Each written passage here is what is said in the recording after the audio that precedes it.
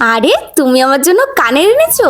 কিন্তু এটা তো আমি মেলায় দেখেছিলাম, তুমি কোথা থেকে আনলে? কাল তো আমার কাছে পয়সা ছিল না, তাই আজকে কাজ করে বাড়ি আসার পথে এটা নিয়ে আসলাম। কিন্তু কাল তো এটা অনেক দাম বলেছিল, তার জন্যই তো আমি নিলাম না। তুমি এত টাকা দিয়ে এটা আনতে গেলা কেন? দেখো, তোমায় তো আজ অবধি কোনো কিছুই আমি দিতে পারিনি। তুমি শখ করে একটা জিনিস পছন্দ করেছো, ওটা না দিয়ে আমি থাকতে পারি? ছাড়ো, ওসব বাদ দাও তো। আগে বলো, তোমার এটা পছন্দ হয়েছে তো?